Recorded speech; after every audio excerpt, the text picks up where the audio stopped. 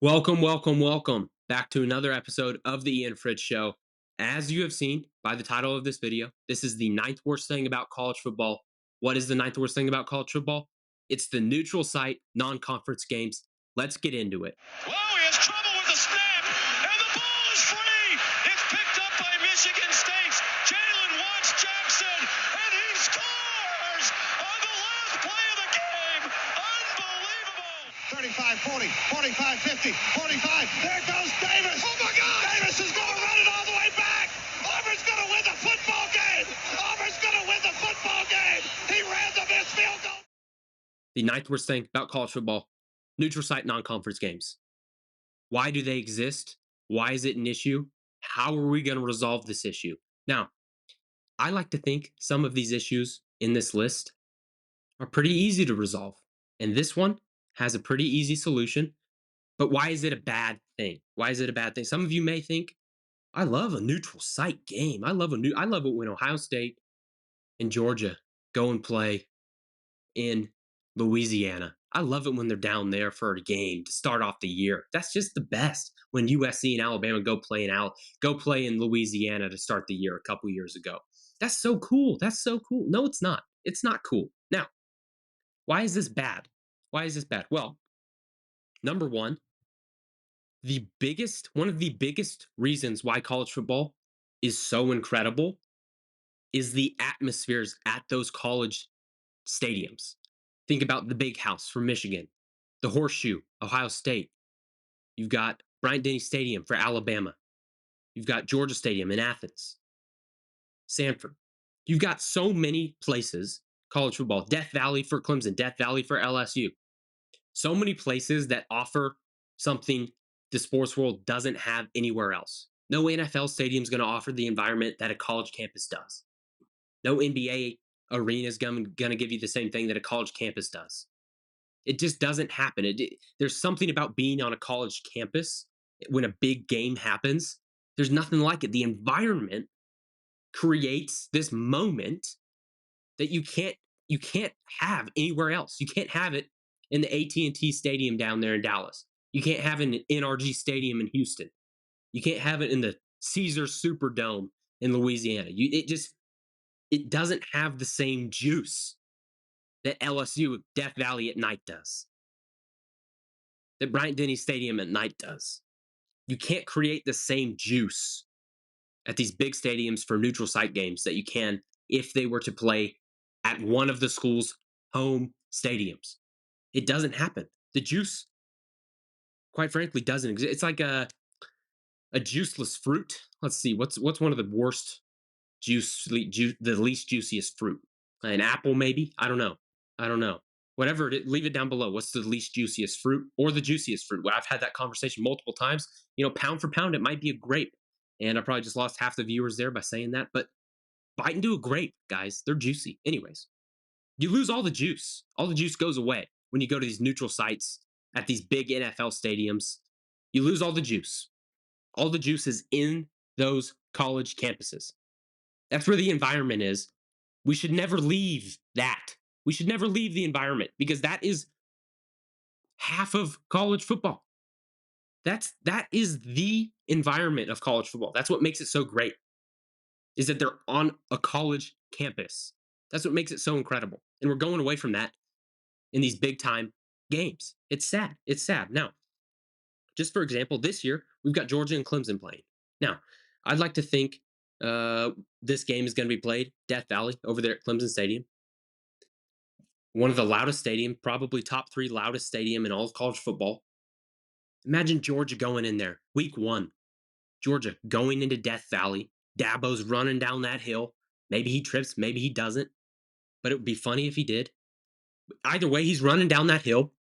The crowd is roaring. Lights are flashing. Everybody's wearing orange. Place is jumping up and down. Then Georgia walks out of the tunnel and they're like, dang, this place is rocking. I haven't felt this in 8 months since the last game we played at an opponent's stadium. Instead, we're getting Georgia and Clemson going into a Superdome in Atlanta, which basically a home game for Georgia, anyways, but it's not at their stadium. There's a difference. There is a difference. They're walking into a big, cushy dome and they're playing at this big, basically resort of an arena instead of this intimate, just you if you've never been to these stadiums, these college campuses, these college environments, you don't know what I'm talking about. And you just have to go. You get chills when they're blaring their music, their fight songs, they're running out onto the field, they're talking to the student section. The student section's trash talking the other team's bench. You don't get that at these big time stadiums. You don't get that. It goes away. It goes away. Half of the college environment, half of the college football game is playing at that school's stadium. Now, I've basically said what the solution is. The solution is very, very simple. We've got to do away. We've got to do away with the non conference games, neutral site non conference games. We've got to do away with that. Easy fix. Easy fix. How do we fix it, Ian? You just do a home and home. You have Georgia say, hey, 2025, Clemson, you're going to come to our place. 2026, 2027, we're going to go to your place. Okay? You're going to play a game in our place, and we're going to play a game at your place. That's how it's going to be. Now it's going to be tough. It's going to be tough. Our stadium is going to be rocking. You don't want to play here. And Clemson's going to say, hey, our stadium is going to be rocking. You don't want to play here. And then that's how we get these neutral sites. They're like, oh, you know what? Let's just go to a big dome, start the game off in a dome.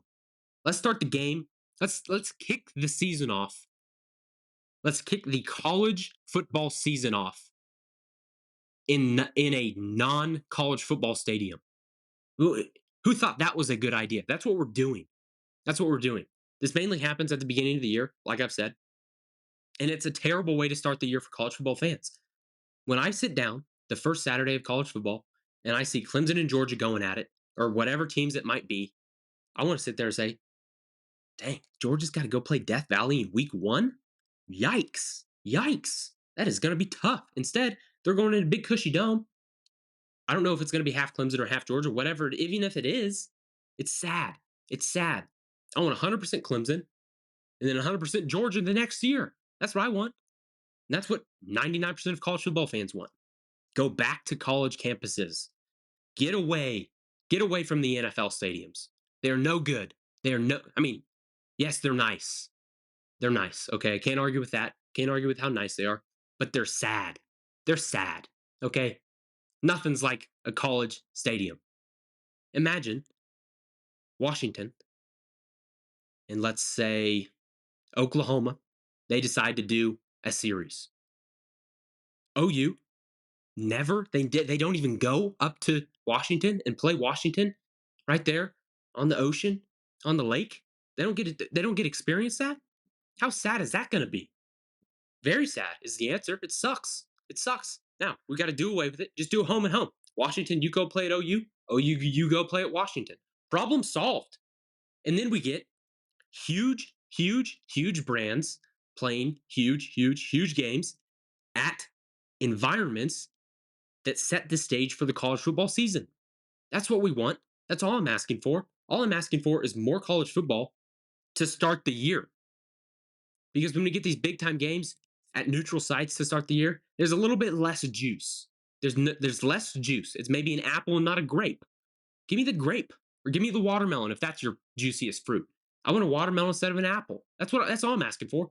Give me more juice. Now, we're getting a little bit of juice this year. Like I said with Georgia and Clemson, no juice there. There's a little bit of juice, but it's not a watermelon. We're getting a watermelon this year. Texas is going to Ann Arbor and they're playing at Michigan this year. They're going up to the big house, week 2, and playing Michigan, the defending national champions. Texas going to Michigan. They're not going to the Chicago Bears Stadium. They're not going to Louisiana and playing this game. They're not going to Houston and playing this game.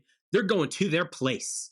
And they're going to go in there and they're going to have 110,000 Michigan fans screaming their heads off to start the year.